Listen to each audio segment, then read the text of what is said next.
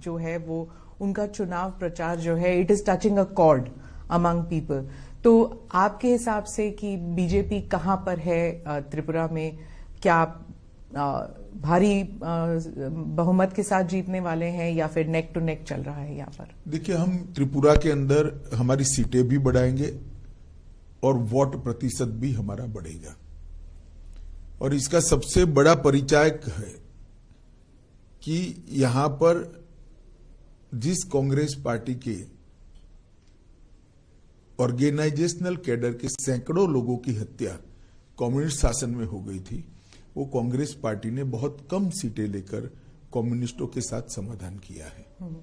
और जो communist party कभी त्रिपुरा में किसी के साथ नहीं जाती थी, वो कम्युनिस्ट पार्टी ने भी कांग्रेस के साथ समाधान किया है। इसका मतलब है वो दोनों ये बात को स्वीकार कर चुके हैं कि हम अकेले भारतीय जनता पार्टी को नहीं हरा सकते, और ये हमारे लिए बहुत अच्छी पोजीशन है। मैं मानता हूं कि हम त्रिपुरा में हम अब तक का हमारा सबसे अच्छा परिणाम इस बार लेकर आएंगे। तो ये अगर गठबंधन तय है, तो जब गठबंधन इस तरह बन रहा है कि कांग्रेस, लेफ्ट पार्टीज, मतलब everybody get together to defeat BJP, ये एक सोची समझी अगर रणनीति है, तो क्या ये आप समझते हैं इसके लिए एक it's a big challenge for the BJP? देखिए, आप पत्रकार हैं इसलिए इस तरह से सोच रही है स्मिता जी। मैं मेरी पार्टी का कार्यकर्ता हूं, मैं इसको अलग दृष्टिकोण से देखता हूं। मेरी पार्टी को इससे आत्मविश्वास बढ़ना चाहिए, क्योंकि हम इतने ताकतवर हो गए हैं कि कोई अकेला लड़ना नहीं चाहता। अगर ताकतवर हुए हैं तो हमने एक आत्मविश्वास के साथ जनता के बीच में जाना चाहिए, और हमने 5 साल में जो करा है वो बताना चाहिए। जो हमने बताया अब तक के चुनाव परिणाम के अंदर, मैंने 4 रैलियां करी हैं, 3 रोड शो करे हैं। मैं आपको बताता हूं कि आज का रोड शो का जो दृश्य मैंने देखा है, मैं कई बार त्रिपुरा है, पार्टी अध्यक्ष के नाते भी आया हूं, कैंपेन में भी आया हूं, गृह मंत्री के नाते भी आया हूं, और चुनाव के बगैर भी आया हूं, मगर ऐसा दृश्य मैंने मेरे जीवन में नहीं देखा। जी, वो मैंने देखा, भीड़ बहुत थी। लेकिन जो त्रिपुरा के जो लोग हैं वो अक्सर कहते हैं कि जो लोगों की जो सोच है वो सेंटर लेफ्ट है ज्यादातर। लेकिन पिछले इलेक्शन में आपने चलो पलटाई का जो नारा दिया था, उसके बाद क्या आपको लगता है कि विश्वास अभी भी लोगों का आपकी पार्टी पर है? देखिए, चलो पलटाई का नारा आप सरसरी तौर पर देख रहे हैं। हमने सरकार बदलने के लिए चलो पलटाई नहीं कहा था, मुख्यमंत्री बदलने के लिए चलो पलटाई नहीं कहा था, या पार्टी इन पावर बदलने के लिए चलो पलटाई नहीं किया। हमने चलो पलटाई का नारा त्रिपुरा की स्थिति बदलने के लिए दिया था, और आज हमने स्थिति को बदला है। जैसे मैं आपको बताता हूं, आमतौर पर सरकारी कर्मचारियों के लिए वामपंथी दलों से बहुत सारी अपेक्षाएं होती हैं। यहां पर कई सालों से वामपंथी दल सरकार में था, 5वां पे कमीशन इनको तनख्वाह में दिया जाता था। हमने आने के बाद 7वें पे कमीशन को देने का काम किया, और बजट भी अच्छे करे हैं, फिस्कल डेफिसिट बढ़ाए बगैर, तो रेवेन्यू जनरेट हुई। इसके साथ साथ हमने हिंसा को समाप्त करने का वादा किया था, और हमने हिंसा को समाप्त किया है। हमने नशे के कारोबार को, जो बांग्लादेश की सीमाओं से आता है, उसको रोकने का वादा किया था। आज मैं आत्मविश्वास के साथ कह सकता हूं, हमने त्रिपुरा के अंदर नशे के कारोबार पर बड़ी कठोरता से नकेल कसी है, और इसका जनता में एक अच्छा मैसेज है। और हम इस बार नारा लेकर आए हैं, त्रिपुरा शांत हो चुका है, त्रिपुरा में अब वायलेंस नहीं है, अब त्रिपुरा को समृद्ध बनाने का समय आया है। मोदी जी और माणिक शाह की ये डबल इंजन की सरकार ने वो वादे को पूरा करने के लिए भी अब तक बहुत कुछ किया है। पहले विप्लव देव जी ने किया, अब माणिक शाह जी कर रहे हैं, और मोदी जी का जो केंद्र से गरीब कल्याण का थ्रस्ट है, वो गांव तक परकोलेट हुआ है। माणिक जी और विप्लव जी को आपने जो चेंज किया, उससे एक इमेज भी जाता है कि कंट्रोल सब दिल्ली से होता है। अब आप इसकी व्याख्या इस तरह से कर सकती है, परंतु ये पार्टी का सिस्टम है, और कंट्रोल करने के लिए कोई बदलाव नहीं होता है। किसी भी कार्यकर्ता का ज्यादा उपयोग करने के लिए बदलाव होता है। तो कभी न कभी कोई राज्य से सेंटर में आता ही है।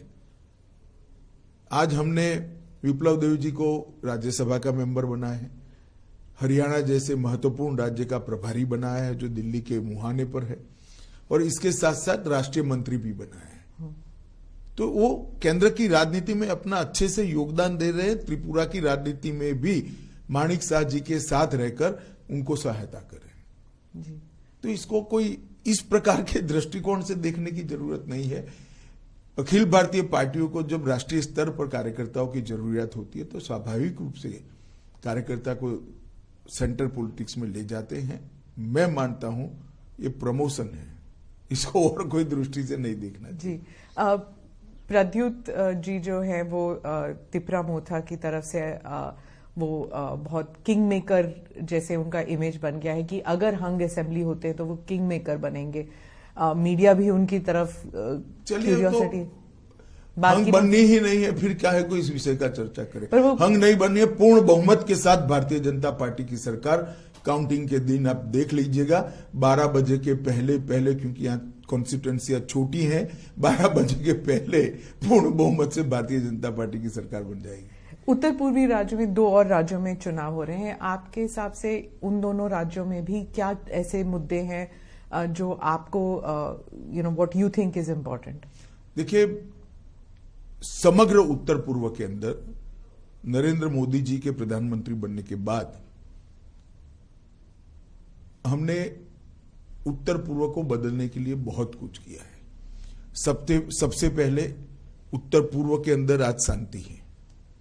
कई सारे उग्रवादी संगठन थे, कई सारे उग्रवादी संगठनों के साथ हमने समझौता किया है। बोडोलैंड का समझौता हुआ, आरबी